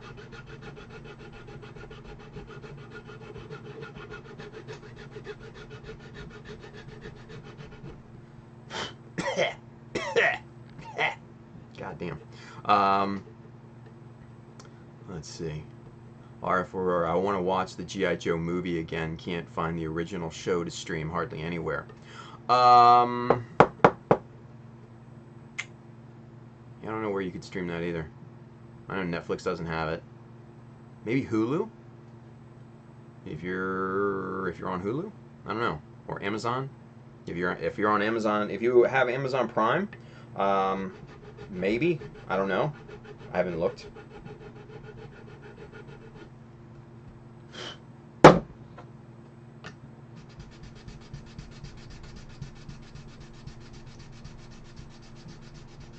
Shaking the camera. Alright. We're gonna have to pull out the big guns. Sanding block time.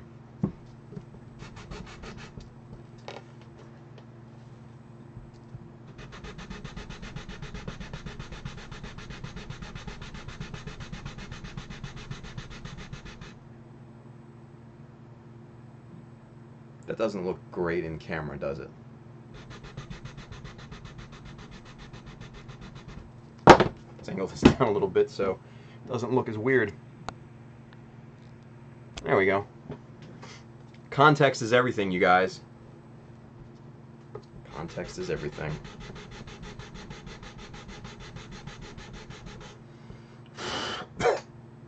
Carlo Castro, Tim, I heard you like Filipino duck egg. Yes, Carlo. The balut. Ugh. God, man. No, sir. No, sir. Not for me. Not today. Ain't nobody got time for that. So, what Carlo is referring to, guys, is that last night on the Those Gundam Guys builder stream, we were, we were talking about, my project, the Jesta and the parachutes and everything, and somebody brought up the balut system, for like the Marasai and the Hayakushiki and stuff like that, the reentry systems.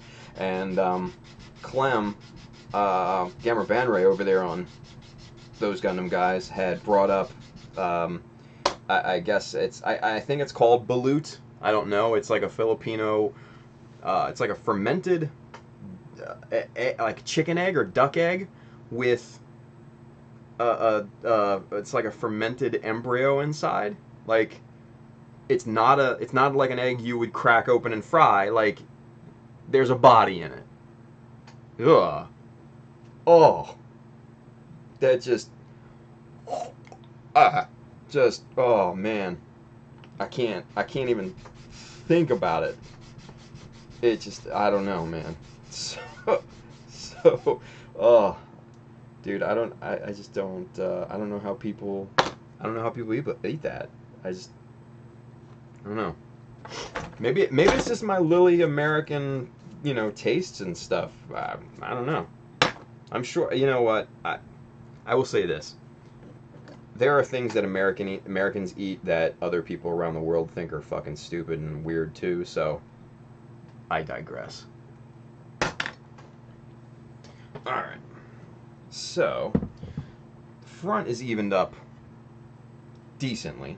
I think we're going to need to fill in a couple spots with glue, but where I glued this plate on here, and let's go back to 2 camera, let's pop that up just a little bit, and 2 camera here. So, I glued this plate right here. Let's see if it'll focus. No, it won't focus, it's too far away. So I glued this plate on here. That's a little bit better. And so I need to match it up with the strips on either side, and it's a little uneven where the joints meet up. So I'm gonna have to go back, fill that in with some glue to soften that up, and that will even those up really, really nicely. But there's an unevenness right here on top between the top of this strip and then the top of the plate that I glued on there. So we're going to have to quickly even that up here too. And we're just going to use the chisel blade with that. We're just going to run that down and just kind of take about a 1/2 millimeter off of this and just even that up nice and neat.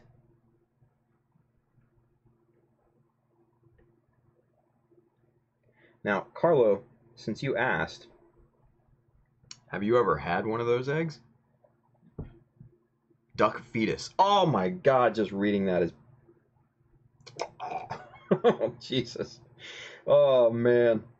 Duck fetus, you guys. Come on.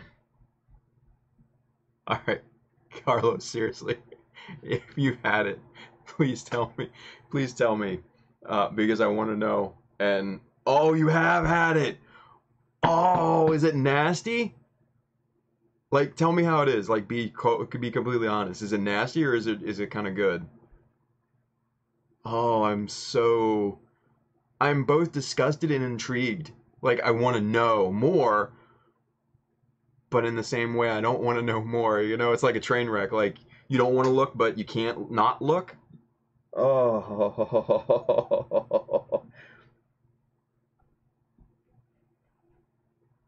Like, I just want to know, like, what it tastes like. Like, I can only, like, imagine.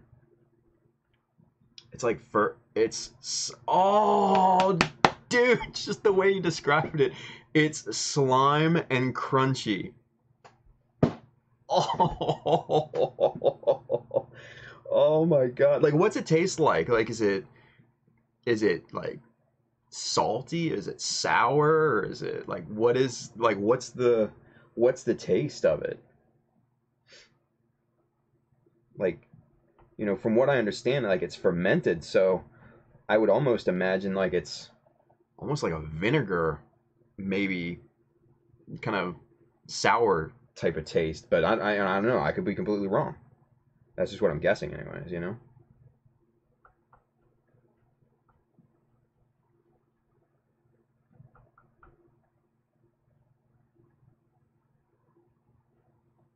And welcome to the Child of Mecha live stream, folks, where we're talking about duck eggs, baby duck eggs, where you eat them. And oh, it's not fermented. Okay, it's actually bland. Really? Huh? Imagine that. I thought it would be like just super weird.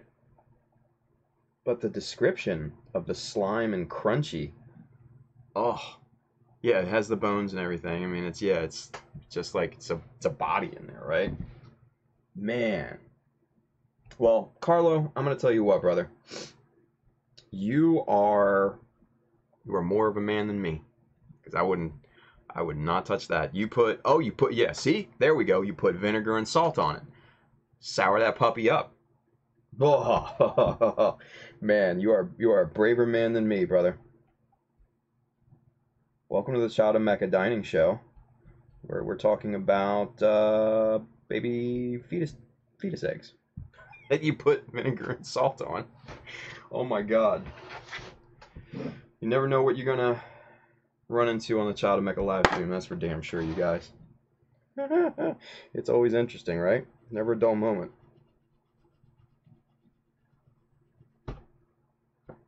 Oh, it's high in cholesterol. Yeah, I can imagine that. Yeah.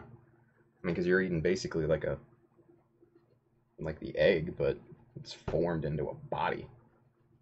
Blech. I don't know, man. I still couldn't do it. Still couldn't do it, dude. Like I said, you are a braver man than I, sir. So, I salute you. Oh, man. Let's see. R4, I kind of remember something like that, and that I had a G.I. Joe branded toy that looked like the F-22 and had a squirt gun incorporated into it. Interesting.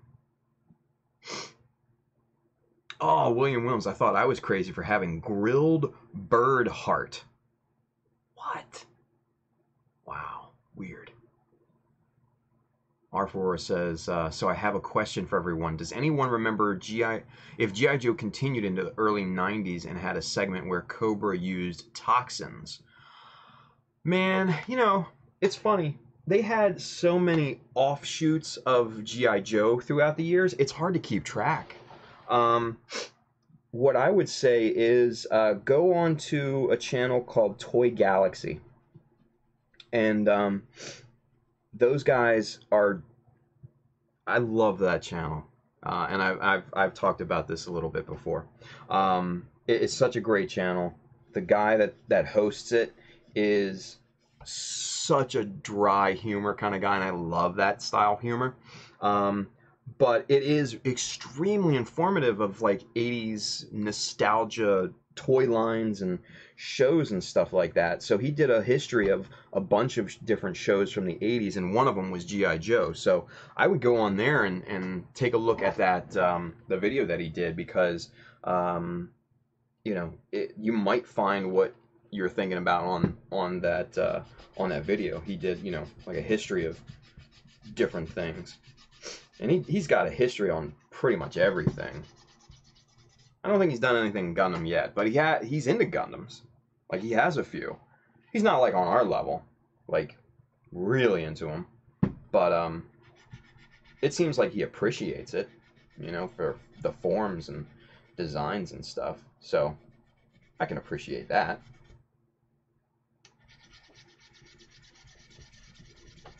Alright. Finished sanding this block here. We got everything pretty much evened up. That is now nicely transitioned into that piece. Ooh, yeah, baby. Anthony says, hey, Tim, check out a documentary show on Netflix called The Toys That Made Us. Yes, I have. I love that series. I really, really do. There's that one, and then there's also another one that is it's a Netflix documentary. What's it called? It's specifically about He-Man. It's not in the Toys That Made Us. I know they did a He-Man episode, but there was another standalone a documentary that goes into way more detail about the He-Man you know, genre and everything. I think it's called like The Power of Grayskull or something like that. Really, really good. Highly, highly recommended. See, there we go. R for Roar. I found it, Tim. It was season 2 of the Deke run of G.I. Joe. There we go. Case closed.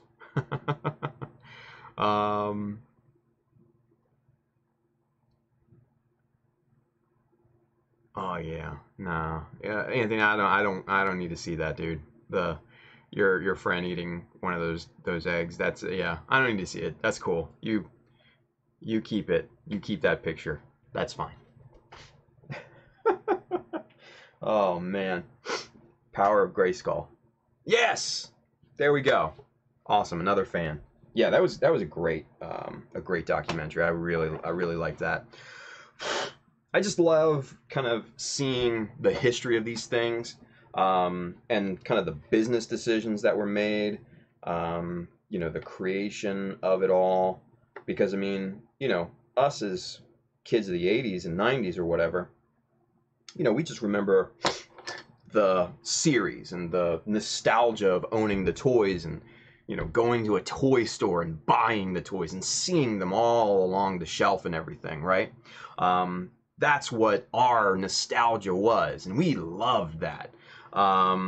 But looking back now as an adult and understanding kind of the more business aspect of things, it's super intriguing to see kind of, you know, why did they name it He-Man, or why did they name it Skeletor, or why did Skeletor have a skull face, and all that, you know, all that stuff, all those decisions that went into it, and, you know, you're left kind of like, what?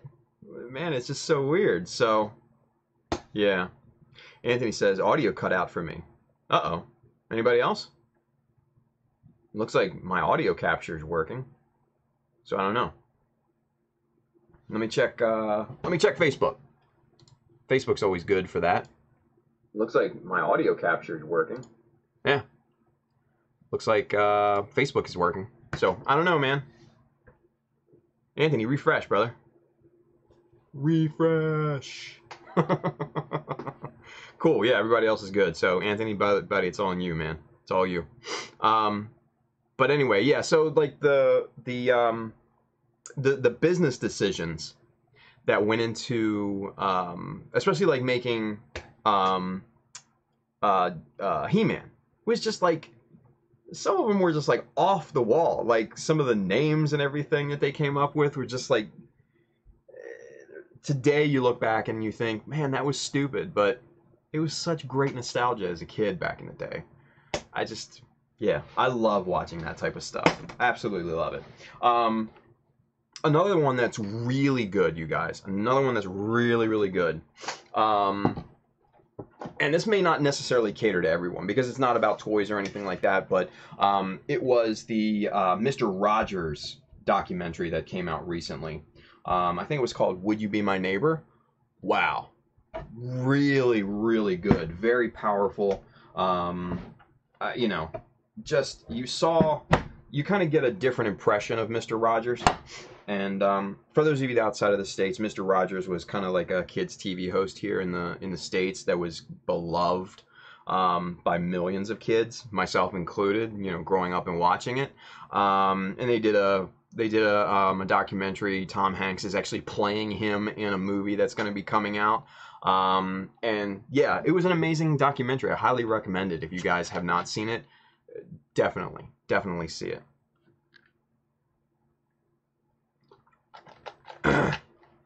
Man, talking for 2 hours makes you parched. I'm telling you. R. Aurora, the story of Skeletor is kind of weird. I read a book where he came from Earth as a part of a team of astronauts like Prince Adam's mother, or with Prince Adam's mother. Weird. Interesting. LOL, that semen. I don't know. Anyway, I digress. All right, so we got one side cleaned up here. Now we got to clean up this other side. This is a little bit easier. It's a little bit more even here. So we're going to split this thing back in two. We're going to put this part off to the side. And we might come back to that here in a little bit. But let's see what we have to do on this. Not too bad. I think if we get that big sanding block out and just even that up, I think we'll be good.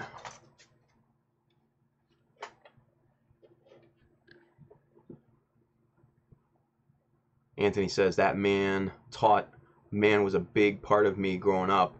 And Sesame Street and Bob Ross. Yeah, dude. All three of them. Bob Ross.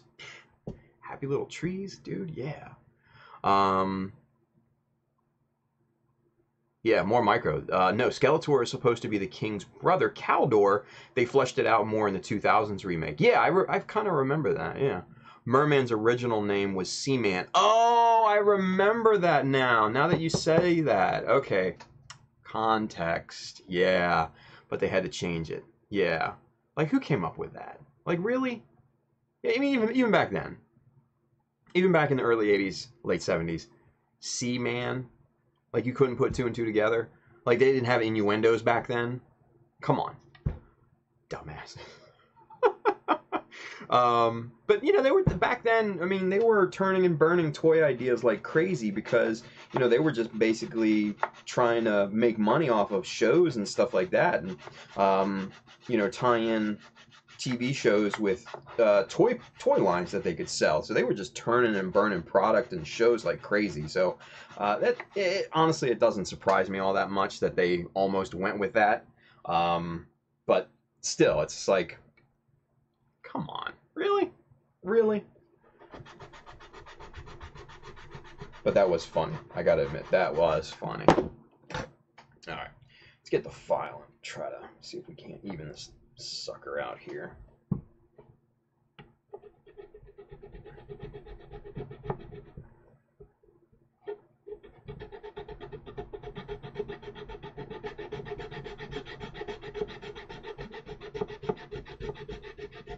Oh yeah, there we go. Now we're getting there.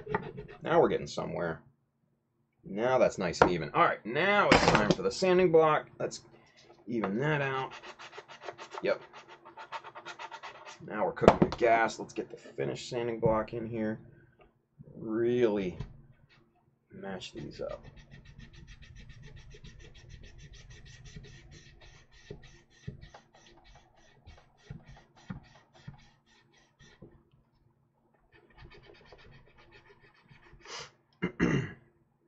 RF Aurora, yeah, I know, but there was a book I read that in there, but didn't have it anymore. Yeah, I mean there were tons of different canons to a lot of the 80s shows, so it's hard to keep track of what is official canon and what isn't. I mean, hell, you know, I mean, you just take a look at the Star Wars extended universe, you know, the books and everything, and that was original canon before, but then it became non-canonized with the new trilogies and stuff. So it's hard to keep track with a lot of these properties, you know. So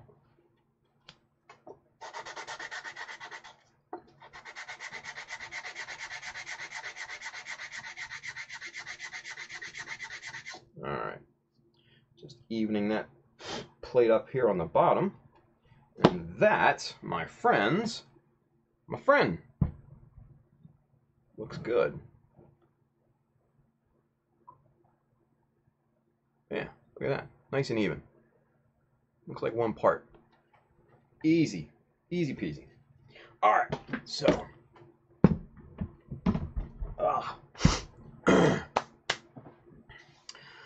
let's see, Eric Mason. You should see the shows I was watching during the 70s. Partridge Family. Wow, man. Hardcore. No, back then it was the Star Wars craze, like Battlestar Galactica. Yes, the OG Battlestar Galactica. Dude, Eric, Buck Rogers. I'm gonna tell you that right now. Buck fucking Rogers. And the little robot, the I forget its name, but it went dweeby. I loved that when I was a kid, man. Buck Rogers was the man back then. Oh, I you know, now that you say the Battlestar Galactica, it's kind of churning the wheels in my head, man. Yeah, the OG Battlestar Galactica was great. It was good. That's true. Even more with old cartoons that had so many writers, more micro. Yeah, definitely. William Wilms. Nope, we do not speak of the Star Wars Christmas special. Right? With the Ewoks. The Ewok show, yeah. But then the Christmas special was just like, oh man. Another show I want to rewatch in its entirety, the original BSG, and BSG 1980. Yeah. When they came to Earth and had the motorcycles and everything, that was weird, right? But I did like the 90s, or no, the early 2000s sci-fi Battlestar Galactica. What a great show. Ending was a bit weird, but before that, oh, great. Let's see. R for Aurora. Sci-fi showed Buck Rogers, but they never showed all of it. I want to find that and watch it as well. Yeah. Hulu, I think, has a lot of these classic shows. You got to dig for them, but Hulu is a good source for a lot of these places.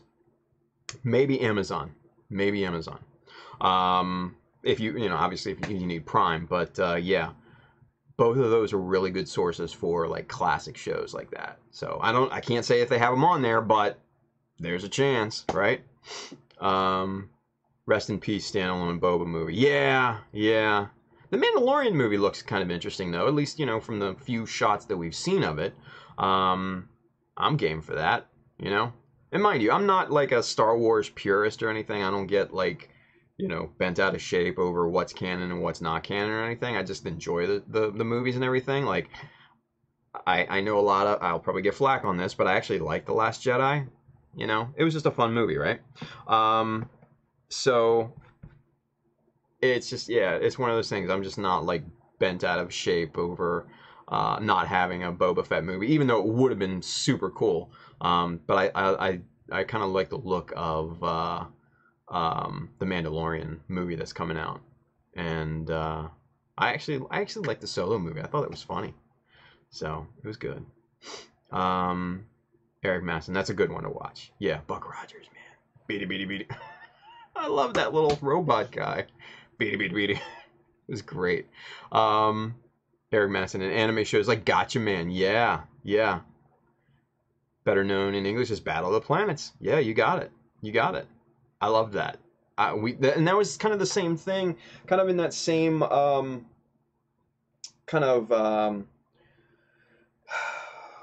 like an anime block back, like I said, with Mazinga Z, like on Saturdays, like at the butt crack of dawn, at like 5, 6 in the morning, right?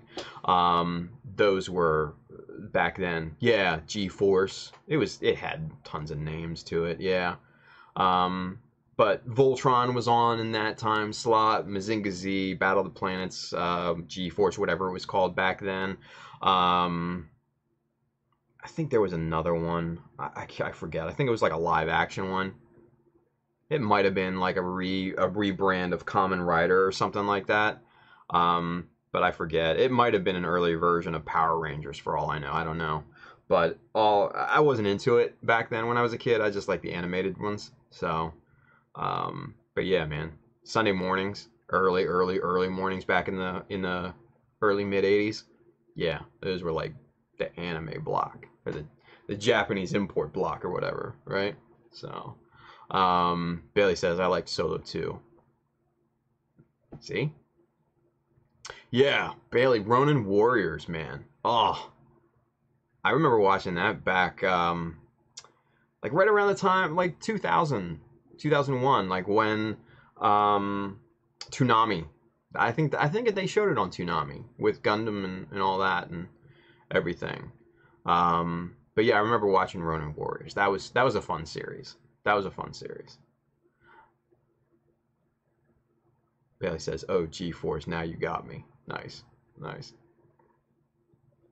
Cool. All right, rock and roll. 11:57, you guys. Not bad. Not too bad. All right.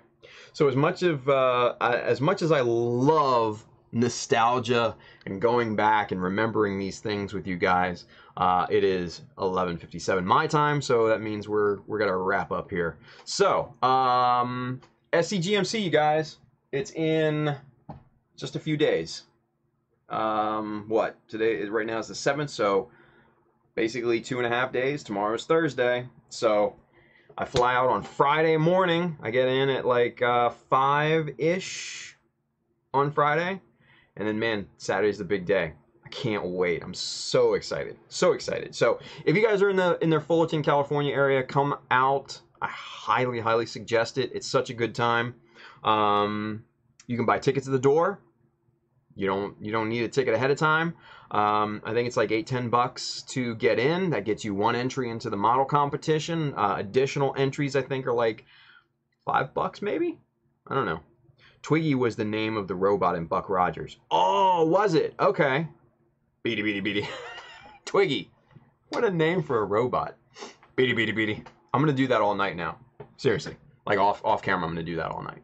I'm just gonna sit here working on this thing. I'm gonna just go beady. So good. Yeah,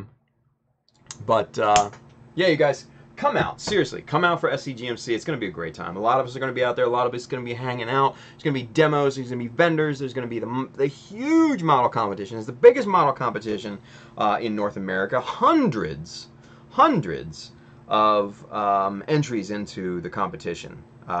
So it's sizable. Seriously. R4, gonna drive your wife crazy. No, she's asleep already, man, so I'm just gonna have fun and be stupid all night. Beady. God damn, that's great. Guys, come out to SCGMC. Hit up the Shot of Mecha store. Get you a I Build Giant Robots retro tee. Perfect to watch Buck Rogers in. Beady. Man, hit up all that on shotofmecha.com. If you want to take a look at some of the tools and materials and stuff like that we used tonight, man, hit up the Amazon link just below, around here somewhere on YouTube, over there on Facebook, and we got all that stuff sourced out for you, man. It's awesome. RF Aurora, when's the perfect grade ashtray raffle drawing? Great question. Talked with the guys on that, and I think we're going to either do the actual drawing live on our next episode of Gumbo Talk, which I believe is the 24th, or we're going to reveal the winners on the show. It's one or the other. So basically, we'll know exactly who the winners are on the show. Let's put it that way. So we're gonna hold that off until the 24th. So you gotta wait a couple more weeks for that. But good question, Andrew. Thank you for that. So, all right, guys.